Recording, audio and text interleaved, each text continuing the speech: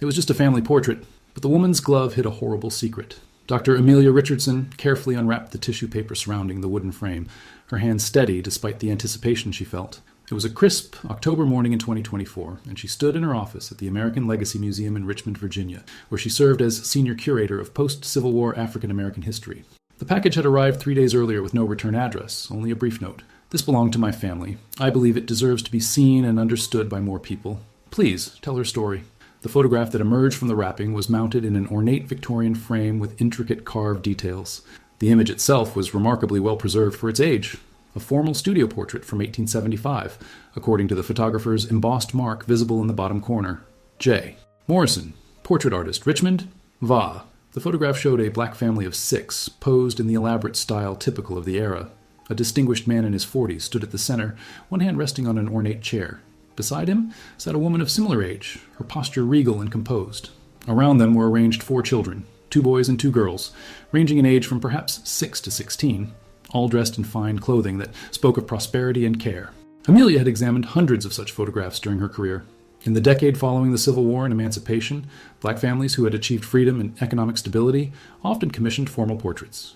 These images were powerful statements of dignity, success, and humanity, visual proof that countered the dehumanizing narratives of slavery and the racist propaganda that continued to circulate throughout the country. But something about this particular photograph caught Amelia's attention immediately. While the family's clothing was typical for prosperous African Americans of the 1870s, the father in a well-tailored suit, the children in clothes that showed both quality and care, the mother's attire included an unusual detail. She wore long gloves that extended well past her elbows, nearly to her shoulders, covered by the 3/4 sleeves of her elegant dress. The gloves were made of what appeared to be fine kid leather or silk, dyed a dark color that complemented her dress. In an era when women's gloves for formal portraits were typically wrist length or at most reached to mid-forearm, these struck Amelia as extraordinarily long.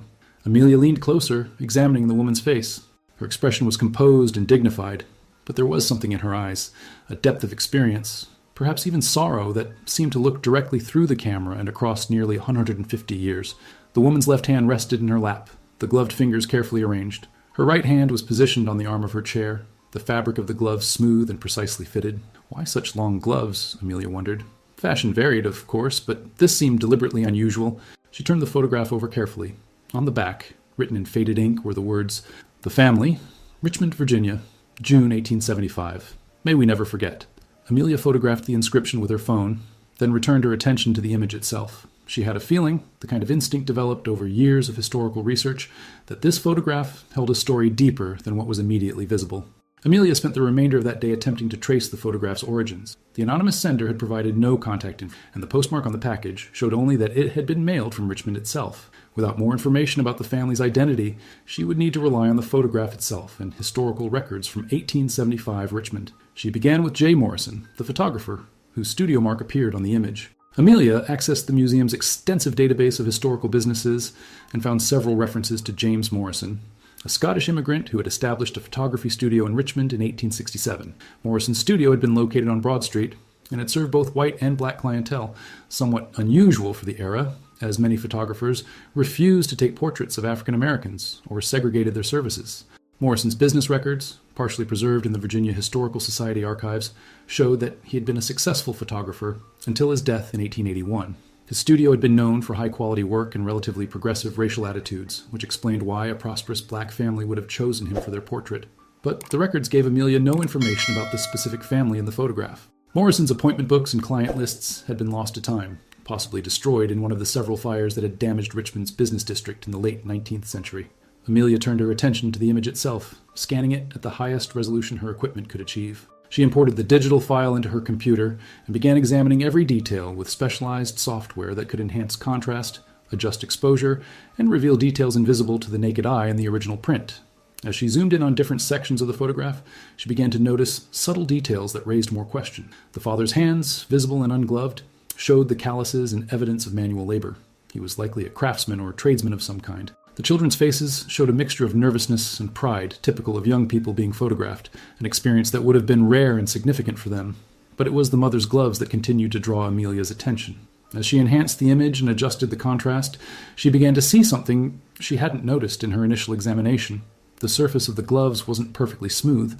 There were subtle irregularities, slight bulges and indentations that suggested the gloves were covering something beneath them. Amelia zoomed in further on the woman's left arm, where the glove fabric appeared, slightly strained near the wrist. The digital enhancement revealed a faint texture beneath the fabric, as if the skin underneath wasn't smooth, but rather marked or scarred. She moved to examine the right arm and found similar irregularities. The gloves fit well. They had clearly been carefully chosen or perhaps even custom-made, but they couldn't completely conceal the fact that the arms beneath them were not unmarked. Amelia sat back in her chair, her mind racing through possibilities. Burn scars? Disease? Or something else? Something that would explain why a woman in 1875 would go to such lengths to ensure her arms were completely covered in a formal photograph meant to showcase her family's success and dignity. She needed expert analysis. Amelia reached for her phone and called Dr. Marcus Chen, a colleague at Virginia Commonwealth University who specialized in forensic analysis of historical photographs. Marcus had helped her before with cases where digital enhancement had revealed hidden details in old images. "Marcus, I have something I need you to look at," Amelia said when he answered. "A photograph from 1875. There's something about it that's bothering me, and I think your expertise might help me understand what I'm seeing." "I'm intrigued," Marcus replied. "Send me the file and I'll take a look this afternoon." 3 days later, Marcus arrived at the museum with his portable analysis equipment. He set up his laptop and specialized scanner in Amelia's office, carefully positioning the original photograph under controlled lighting conditions. The scanning process would take several hours, capturing the image in segments at a resolution far beyond what standard equipment could achieve. "This is beautiful work," Marcus commented as he began the initial scan. Morrison was clearly a skilled photographer. "The composition is excellent, and the exposure is remarkably even considering the technology available in 1875. The long exposure times meant subjects had to remain absolutely still. You can see how carefully everyone is positioned." Amelia nodded, watching as the scanner moved incrementally across the photograph's surface. "What I really want you to focus on are the mother's gloves. There's something about them that seems unusual to me, but I need your technical analysis to confirm what I'm seeing." As the scanning completed and Marcus loaded the high-resolution composite file onto his laptop, both researchers leaned in to examine the results. Marcus opened his forensic imaging software and began applying various filters and enhancements to different sections of the photograph. "Let's start with standard contrast enhancement," he said, adjusting the settings. The image on the screen shifted, details becoming sharper and more defined. He zoomed in on the mother's face first. She's beautiful, and look at her expression. There's such strength there, but also something else. Sadness, maybe? Or perhaps just the weight of experience? He moved down to focus on the gloves, systematically examining first the left arm, then the right. As he applied different filters, infrared analysis, shadow enhancement, texture mapping, patterns began to emerge beneath the fabric of the gloves. "This is fascinating," Marcus said quietly, his professional demeanor giving way to visible concern. "Amelia, I think these gloves are covering significant scarring. Look here." He pointed to the screen where he had isolated the left forearm. "See these linear patterns beneath the fabric? And here, these circular marks near the wrist?" Amelia felt her stomach tighten as she looked at what Marcus's analysis was revealing. The patterns were becoming unmistakable.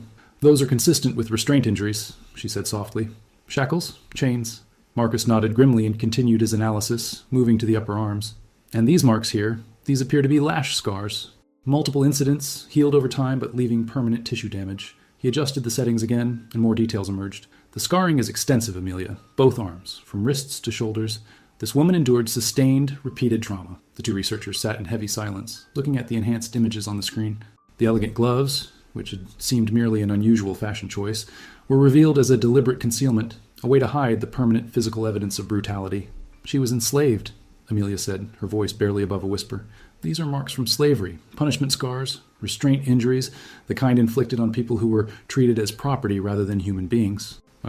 Marcus ran additional analyses, documenting the extent and pattern of the scarring with scientific precision. His software could approximate the depth and age of scars based on how they affected the surface texture, visible even through fabric. "Based on the healing patterns I'm seeing, these injuries were sustained over a period of years, with the most recent probably occurring at least a decade before this photograph was taken. So likely before 1865, before emancipation." Amelia pulled up her notes on Richmond's history during the Civil War and Reconstruction era. Richmond was the capital of the Confederacy. The city had a massive enslaved population, and the conditions were often brutal, especially in the final years of the war when resources were scarce and discipline was harsh. After the war ended in 1865, thousands of formerly enslaved people remained in Richmond or migrated here, trying to build new lives. She looked back at the photograph, seeing it now with completely different eyes. This photograph was taken in 1875, 10 years after emancipation. This family had clearly achieved significant success in that decade. They could afford fine clothing, a professional portrait, everything needed to present themselves as prosperous and respectable. But the mother, she's carrying the permanent marks of what she survived. Marcus continued documenting his findings, taking detailed screenshots and measurements. The question is, why did she choose to cover the scars so completely? In private, she might have worn long sleeves out of habit or comfort, but this is a formal portrait, a permanent record. She could have chosen to display the scars as evidence of survival, as many formerly enslaved people did. Instead, she went to great lengths to conceal them. Oh, Amelia knew that to truly understand this photograph and the story it contained, she needed to identify the family. She began a systematic search through Richmond's historical records from the 1870s, focusing on successful African-American families who had established themselves in the decade following the Civil War. The task was more challenging than it might have seemed. While Richmond had a substantial black population in the 1870s, both formerly enslaved people and those who had been free before the war, detailed records of African-American families were often incomplete or non-existent. Many official documents from the era either didn't record black residents at all or recorded them with minimal information. Amelia started with property records, reasoning that a family prosperous enough to afford a professional portrait likely owned property. She searched through deed records from 1865 to 1875, looking for black property owners in Richmond. The list was longer than many people would have expected. Despite the enormous obstacles they faced, hundreds of formerly enslaved people had managed to purchase land and homes in the decade after emancipation. She cross-referenced property ownership with business licenses, looking for craftsmen or tradesmen whose hands might show the evidence of manual labor she had observed in the father's hands in the photograph. Richmond's Freedmen's Bureau records, though incomplete, provided some information about formerly enslaved people who had established businesses or trades in the city. After 3 days of intensive research, Amelia found a promising lead. Property records showed that in 1871, a man named Daniel Freeman had purchased a modest house on Clay Street in Richmond's Jackson Ward neighborhood, an area that was becoming the center of black business and cultural life in the city. Daniel was listed as a carpenter, which matched the evidence of skilled manual labor visible in the photograph. The deed included unusual detail. It listed Daniel's wife as Clara Freeman and noted 4 children: Elijah, Ruth, Samuel, and Margaret. The ages of the children matched approximately what Amelia observed in the photograph, but it was another document that convinced Amelia she had found the right family. In the Richmond Freedmen's Bureau records, she discovered an entry from 1865, an application for a marriage certificate. Daniel Freeman, described as a colored freeman who had been free before the war, was applying to legally marry Clara, described only as formerly enslaved, last held by R. Hartwell, Lancaster County. The application included a detail that made Amelia's breath catch. Under distinguishing marks, someone had written, "Severe scarring on both arms from restraints and punishment." This was the family. Clara Freeman, the woman in the photograph with the long gloves, had been held in slavery in Lancaster County until some point during or after the Civil War. She had survived brutal treatment that left permanent scars on her arms. After gaining her freedom, she had married Daniel, a free black carpenter, and together they had built a life and family in Richmond. Amelia immediately began searching for more information about Clara's background. Lancaster County was in Virginia's northern neck region, an area known for large tobacco plantations that had relied heavily on enslaved labor. The Hartwell family had been prominent landowners there, though Amelia found little specific information about their treatment of enslaved people. And what she did find was evidence of Clara's remarkable resilience. Census records from 1870 showed the Freeman family living in a rented house with Daniel working as a carpenter. By 1875, when the photograph was taken, they had purchased their own home. By 1880, Daniel had established his own carpentry business, and the older children were attending school, a significant achievement for a formerly enslaved family in that era. Amelia knew she needed to find descendants of the Freeman family, people who might have family stories, documents, or information that hadn't made it into official records. She posted inquiries on genealogy websites and contacted several organizations dedicated to preserving African-American family histories in Virginia. 2 weeks after posting her inquiries, Amelia received an email that made her heart race. It was from a woman named Dorothy Freeman Williams, a 68-year-old retired teacher living in Washington, D.C., who identified herself as Clara and Daniel Freeman's great-great-granddaughter. "I've been researching my family history for years," Dorothy wrote. "When I saw your post about a photograph from 1875, I immediately thought of the portrait my grandmother told me about, the one that Clara insisted on having made, even though it was expensive. I have documents and stories that have been passed down through our family. I'd very much like to speak with you about what you've discovered." They arranged to meet at the museum the following week. When Dorothy arrived, she carried a worn leather portfolio that had clearly been carefully preserved for generations. She was a dignified woman with kind eyes and a warm smile, but Amelia could see the emotion in her face as she looked at the photograph displayed on Amelia's desk. "That's them," Dorothy said softly, tears welling in her eyes. "That's my great-great-grandparents and their children. I've heard stories about this photograph my whole life, but I've never actually seen it.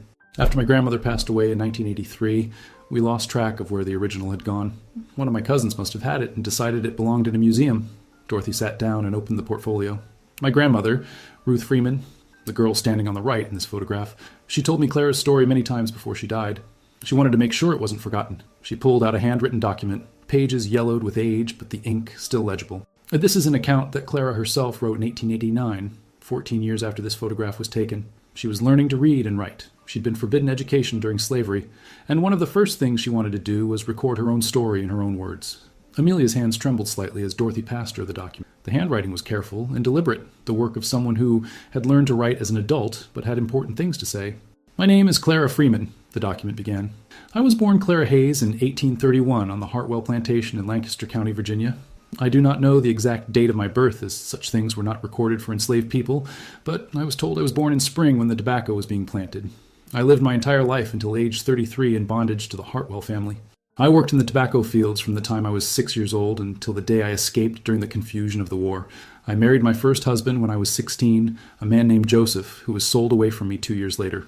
We had a daughter who died of fever before her first birthday. The Hartwells were not kind masters. When I was 14, I tried to run away to find my mother, who had been sold to a plantation in North Carolina. I was caught after 3 days. As punishment, I was shackled at the wrists and ankles for 6 months. The metal cut into my skin, leaving scars I carry to this day. Over the years, I received many lashings for various offenses: working too slowly, speaking when not spoken to, attempting to learn to read. Each punishment left its mark on my body. By the time I was 30, my arms were covered with scars from wrists to shoulders, permanent testimony to the cruelty of the institution that held me captive. Dorothy watched Amelia's face as she read, understanding the weight of the words her ancestor had written. When Amelia looked up, Dorothy continued the story that Clara's written account didn't fully tell. Clara escaped in 1864, Dorothy explained. Richmond was under siege, and there was chaos throughout Virginia. The Hartwell plantation was struggling. Most of the enslaved men had already run away to join the Union Army or fled north. Clara saw her chance and took it. She walked for 3 weeks, hiding during the day, traveling at night, until she reached Richmond and found refuge with the Union forces that had occupied the city. Dorothy pulled out another document, a faded certificate from the Freedmen's Bureau. This is the document that officially recognized her freedom. It's dated April 1865, just after the war ended. She was 34 years old and had spent her entire conscious life in slavery. "That's when she met Daniel?" Amelia asked. Dorothy nodded. "Daniel was a free black man. His parents had purchased their freedom in the 1820s, and he'd been born free. He was working as a carpenter, helping to rebuild parts of Richmond that had been damaged during the war. They met at a church service and married within 3 months. My grandmother Ruth said that Daniel was the first person who treated Clara with genuine kindness, who saw her as a complete human being with value and dignity. She pulled out a letter, this one in different handwriting, more educated and flowing. This is a letter Daniel wrote to his sister in 1870. Listen to this passage. Clara is the strongest woman I have ever known. She endured horrors I cannot fully comprehend, yet she faces each day with determination and grace.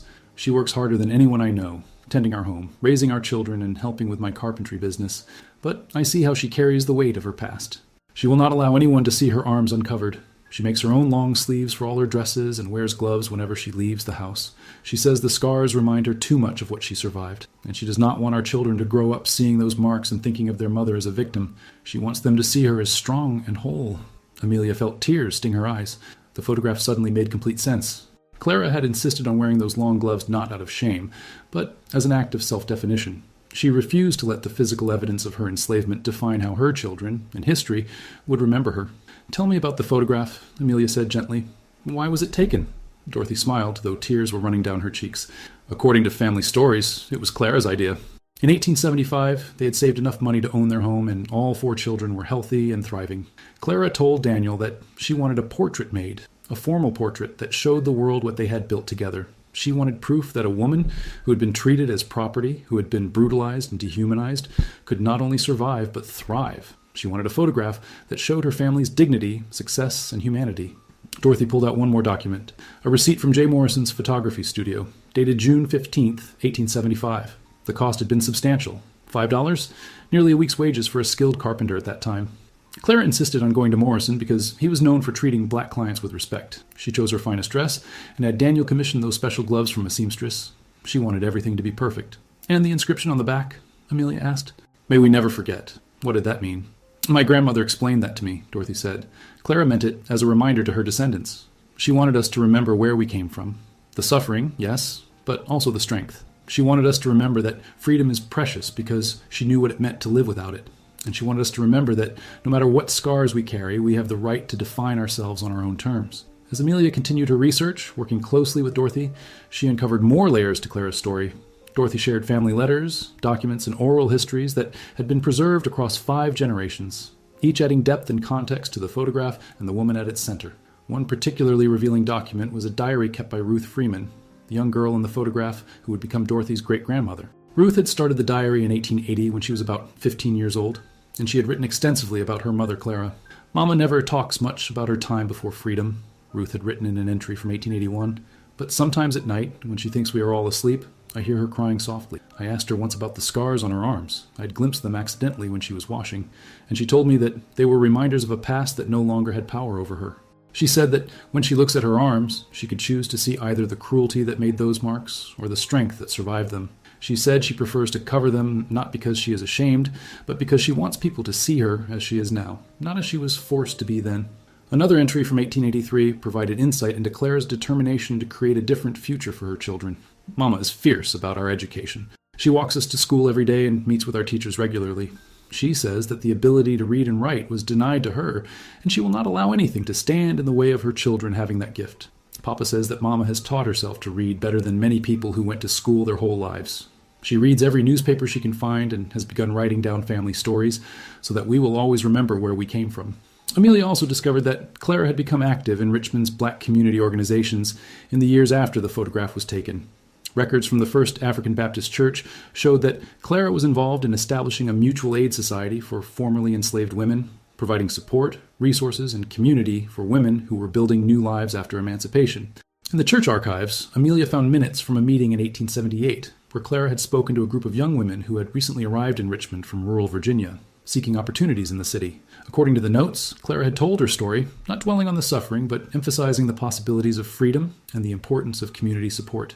Mrs. Freeman spoke powerfully about her journey from bondage to freedom, the notes recorded.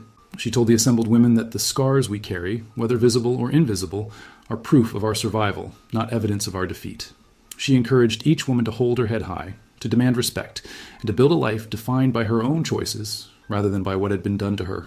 Dorothy shared one final document that particularly moved Amelia. A letter Clara had written to her daughter Ruth in 1890, when Ruth was planning her own wedding. The letter offered advice, blessings, and reflections on marriage and family. "When your father and I married," Clara had written, "I was broken in many ways. My body bore the marks of cruelty, and my spirit had been bent by years of having no control over my own life. Your father could have been repelled by my scars, or intimidated by the weight of my past.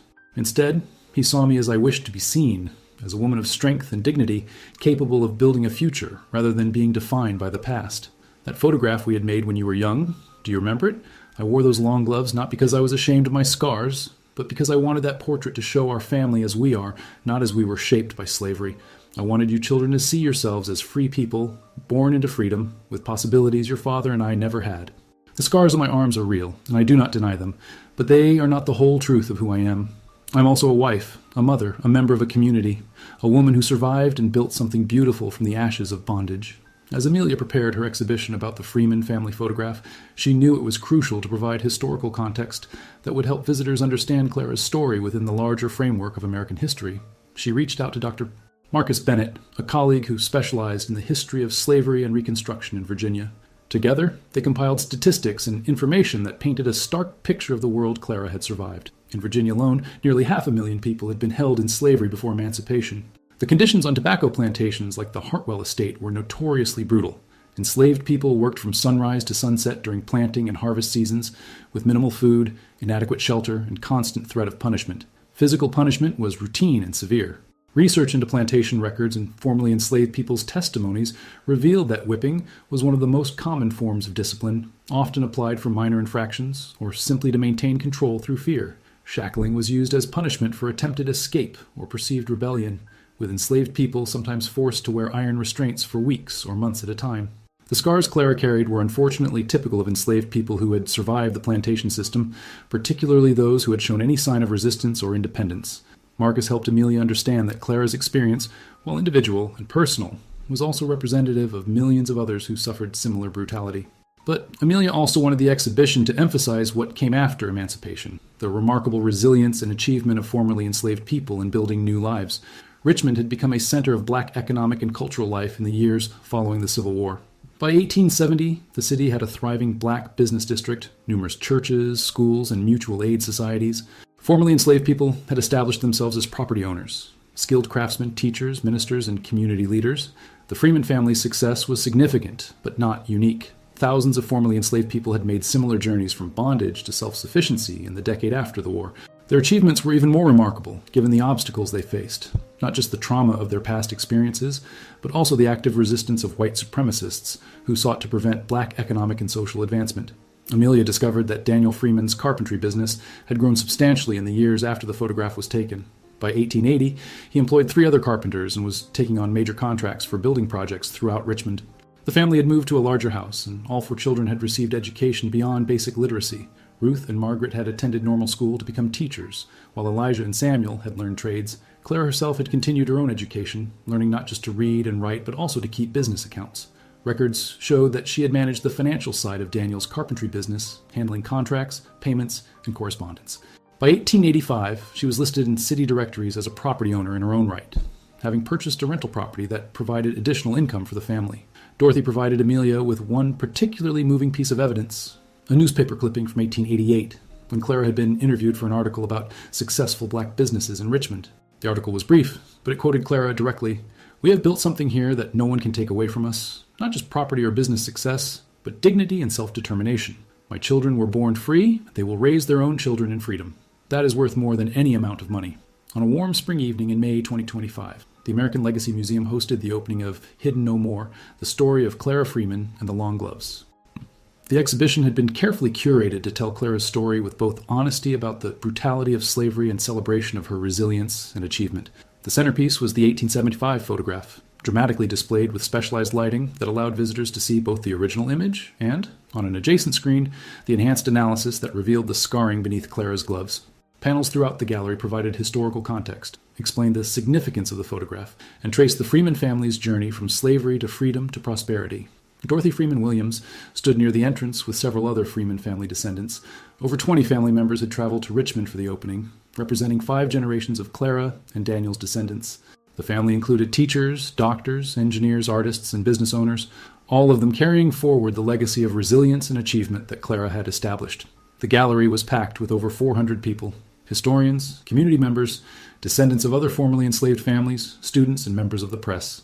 Local and national media had covered the story extensively, drawn by the combination of cutting-edge technology revealing hidden history and the powerful human story at its center.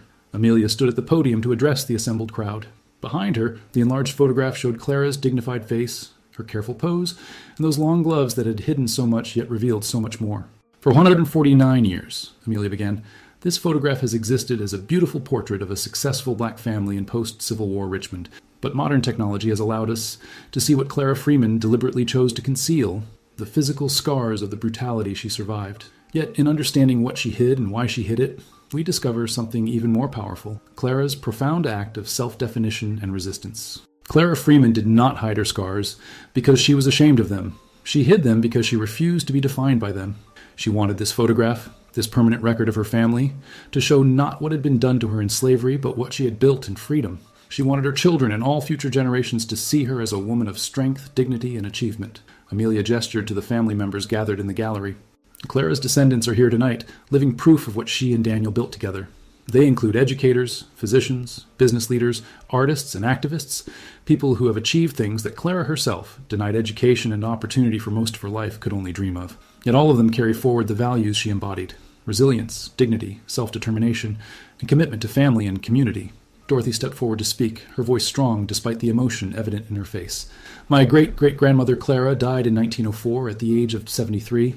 In the final decades of her life, she saw her children grown and successful, her grandchildren born into a world very different from the one she had known. She saw her community continue to thrive, despite the increasing restrictions and violence of the Jim Crow era that was taking hold." According to family stories, Clara was asked near the end of her life whether she had any regrets about hiding her scars in the photograph. Rather than displaying them as evidence of what she had survived, she reportedly said, "I wanted the world to see what we built, not what they tried to break. The scars were real, but they were not the truth of who I was. The truth was in my freedom, my family, my dignity. That's what I wanted the photograph to show." Dorothy's voice broke with emotion. Well, today we honor Clara by telling her full story, and on the suffering she endured and the strength she embodied. We honor her by showing both what was hidden and what was proudly displayed. And we honor her by continuing to build on the legacy she established, refusing to be defined by what has been done to us, always moving forward with dignity and determination. The exhibition remained open for 8 months and was visited by over 50,000 people. It sparked conversations about how history is remembered, how trauma is carried and processed, and how individuals and communities define themselves in the aftermath of systemic oppression. The photograph itself became an iconic image, reproduced in textbooks, documentaries, and educational materials about the post-Civil War era in African American history. But perhaps the most significant impact was on how people thought about historical photographs themselves. Amelia wrote an article for a major academic journal arguing that many historical images contain hidden stories, not just in what they show, but in what their subjects chose to reveal or conceal. The Clara Freeman photograph became a case study in how modern technology, combined with careful historical research and attention to family narratives, could unlock stories that had been preserved but not fully told. The American Legacy Museum established the Clara Freeman Research Fellowship, providing funding for scholars studying the experiences of formerly enslaved women and the strategies they used to survive, resist, and rebuild their lives after emancipation. Dorothy Freeman Williams donated additional family documents and artifacts to the museum's collection, ensuring that Clara's story would continue to be told with depth and accuracy. 6 months after the exhibition opened, Amelia received a letter from a woman in North Carolina. The writer explained that she'd visited the exhibition and been moved to research her own family history. Through genealogical research, she had discovered that her great-great-great-grandmother had also been enslaved on the Hartwell plantation in Lancaster County at the same time as Clara. The woman included a photograph from 1880. Her ancestor standing with her family, also wearing long gloves despite the summer heat. Reading Clara's story helped me understand my own ancestor's choice, the woman wrote. I always wondered about those gloves in the photograph. Now I understand that she, too, was making a statement, not hiding in shame, but asserting her right to be seen as she chose to be seen. Amelia realized that Clara's story was resonating because it spoke to something universal, the human desire for dignity, the right to self-definition, and the complex relationship between acknowledging trauma and moving forward from it. Clara hadn't denied her past. She had simply refused to let it be the only lens through which she was viewed. One afternoon, several months after the exhibition opened, Amelia stood alone in the gallery looking at the photograph that had started this entire journey. She thought about Clara, her strength, her determination, her careful choice to cover those scars while building a life of purpose and meaning. The photograph had always shown a family portrait, but now it revealed so much more. A testament to survival, an act of resistance, a declaration of dignity, and a bridge between past and present. Clara's gloves had hidden her physical scars, but in doing so, they had preserved a more complete truth about who she was, not just a survivor of slavery, but a woman who had built a life of freedom, family, and community. Behind Amelia, a group of middle school students entered the gallery with their teacher. She listened as the teacher explained Clara's story, watching the students' faces as they processed what they were learning. One girl raised her hand. "Did Clara ever take off the gloves?" the girl asked. "Did she ever let people see her arms?" The teacher smiled gently. According to family accounts, Clara was selective about when she revealed her scars. She showed them to her children when they were old enough to understand, using them as a teaching tool about history and resilience.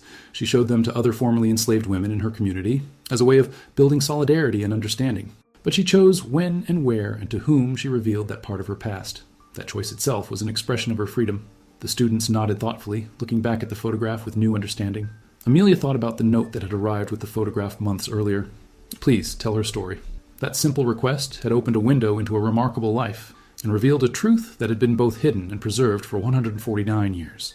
Clara Freeman's story was now told, not just the story of what she survived, but the story of how she chose to be remembered. The long gloves in the photograph were no longer simply an unusual fashion choice. They were a powerful statement of self-determination, a reminder that healing from trauma doesn't require displaying wounds, and a testament to the fact that freedom includes the right to define oneself on one's own terms. As visitors continued to move through the gallery examining the photograph and reading Clara's story, Amelia understood that this was exactly what Clara had wanted all along, not to hide the truth, but to ensure that when people looked at her family portrait, they saw the full truth. Not just survivors of slavery, but builders of freedom, dignity, and legacy. The gloves had hidden Clara's scars. But the photograph, properly understood, had preserved her story, and now, finally, that story was being told with the depth, respect, and understanding it deserved.